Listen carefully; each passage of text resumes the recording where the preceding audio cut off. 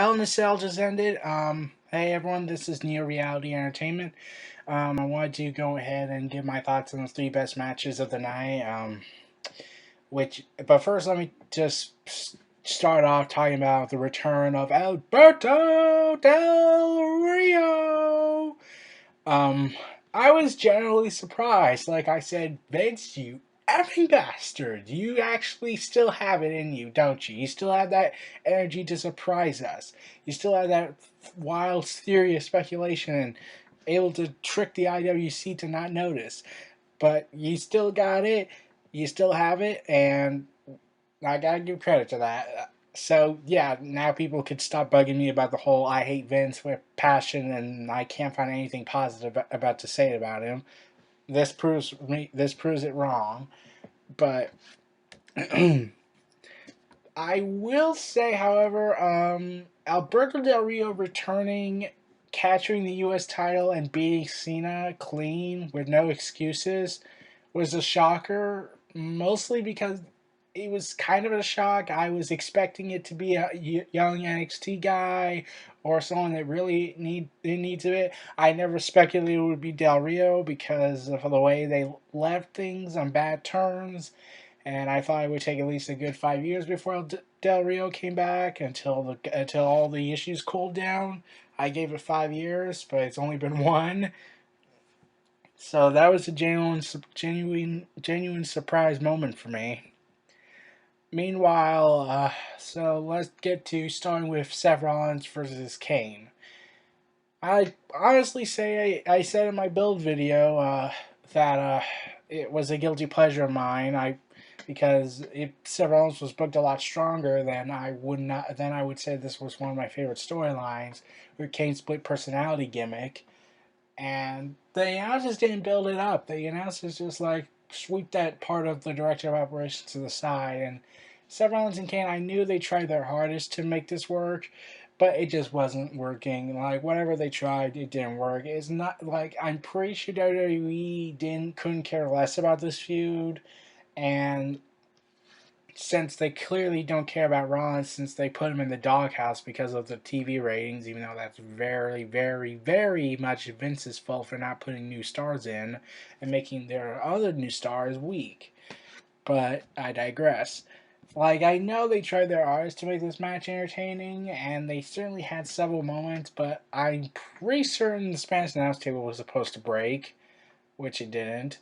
And along with that, it just came off as weird to me. Like, it wasn't like Daniel Bryan versus Kane, where Daniel Bryan able to get a good match out of Kane, especially at this age of his life. Seth Rollins doesn't seem to have that ability on Kane yet. It might take a long time, and by then it might be too late. But yeah, it was just a C average at best match. It wasn't really the worst of the night, but it wasn't really the best. And I had hoped it would get at least a decent, but it was just average at best. Then there's Roman Reigns versus Bray Wyatt. I was excited for this match. I wanted to say match of the night, match of the night, match of the night, and boy did we get a big match. Like it was chaotic, it was slow paced. The story was there, vengeance was there, hatred was there. It really deserved being in a Hell in a Cell match. I'm so glad they capped off this feud. Like it's just been so good, and it felt like neither losing would have affected them. So and instead they get momentum out of this. So basically, I was all for either one of them winning.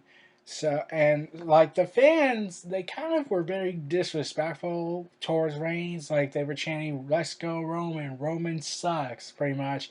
Like, oh come on, he's not John Cena where he oversells or undersells everything. Roman Reigns is trying to at least try his damnedest to try and make this work.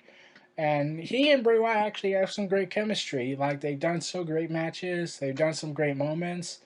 Yeah, there have been awkward moments, such as the promo that Reigns had to be forced to recite line to line of recapping the entire feud because Vince thinks we're dumb as sheep.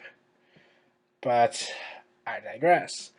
Uh, like there were certainly some high moments, some high spots there, And I was curious, and Bray Wyatt actually managed to make some creative move sets in the Hell in a Cell match, such as attaching weapons to the cell structure, giving that vibe of the Hell in a Cell still has a lot of things left unexplored.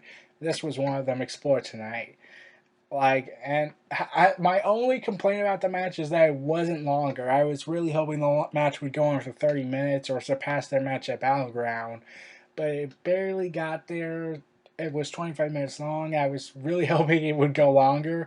I didn't care who won, and I really hope they revisit this feud one day in the future. I just hope they don't screw it up like they did with Orton and Cena. Like, look at that feud and how oversaturated that was. So I'm really hoping Bray Wyatt and Roman Reigns revisit their feud later down the road, and I certainly look forward to that. And lastly, Undertaker versus Brock Lesnar. Now, I didn't care if the match was good or not. I just prayed for once that Undertaker would survive this match with his health intact. Like, I know he would get banged up because that's the job of a wrestler, get pretty hurt. But I was hoping Undertaker would walk out of this, come to work the next day, and do his business as usual. And right now, there's no updates, so we'll not know yet until most likely Survivor Series, since that's going to be his 25th anniversary, and he's been advertised there. But Brock Lesnar and Undertaker delivered a hell of a performance, to be honest. Like, I wasn't expecting the match to be good with how safety precautions had to be put for Undertaker and his health. And I was really surprised how good the match was. It was bloody, it was chaotic, and they tore the ring apart. And I will question, why did Brock Lesnar do the low blow, because I can't imagine Lesnar ever doing that, doing the cheap way out. Like, when Undertaker was slitting his throat, I was expecting Lesnar to unexpectedly catch him into an F5. I didn't expect him to use the low blow, because that doesn't feel like Brock Lesnar. Like, he doesn't resort to kind of those tactics. He's a badass. He's not Undertaker. He wasn't like the Undertaker during SummerSlam, where he was a desperate man trying to get one victory out of Lesnar, trying to get one victory out of being Lesnar. And it wasn't like your usual heel maneuver. So it was kind of weird to see Lesnar try something different like that. It just felt a little off to me. But the match was just great. And every time Undertaker was getting hurt, I was just like, please, please do not get hurt. I don't want to hear the next night saying that you collapsed again. But the match, I hope, was good. The match was great. It was definitely able to surpass Bray Wyatt and Roman Reigns with all the blood. And lastly, it was what happened after the show. I had called it to myself. I called it like something big's gonna happen at the end of the match or during the match. And the Wyatt family came in and they beat the living remnants of life out of the Undertaker and dragged him away. And it was awesome. And I have to be honest, when I saw that scene of Eric Rowan, Luke Harper, and Braun Strowman carrying the Undertaker, the way he was positioned, it sort of looked like they crucified him. It sort of looked like they crucified the Undertaker, and Bray Wyatt leading his cult to do that, I was like saying, like, okay, that's possible. Okay, nope, career's done. Bray Wyatt just got the biggest momentum of his life. He crucified the Undertaker. Like, name one person that can say, hey, I crucified the Undertaker. So, I mean, like, I could be wrong here, but like, the way he was positioned, like Eric Rowan and Luke Harper had him both by his arms on opposite sides, and Braun Strowman had him by his legs. It just sort of felt like they crucified the Undertaker, and I was like, oh my god, that's the biggest rub Bray Wyatt possibly got. So now I'm predicting 2 matches at Survivor Series. Either Team Undertaker with Undertaker, Kane, Roman Reigns, and Dean Ambrose versus the Wyatt family, or Bray Wyatt versus Undertaker 2. And I'm going to be honest, I will pay to see that. I will look forward to seeing that. And I really hope Bray Wyatt finally gets the big rub that he finally deserves. Like, he's going to succeed the Undertaker in being the Phenom. And I can't wait for that, and I can't wait for what's going to happen at Monday night and Survivor Series on the road to there. I really hope this pay-per-view does well. Well, everyone, this was Neo Reality Entertainment. Feel free to like, comment, subscribe, and donate, and stay tuned for more.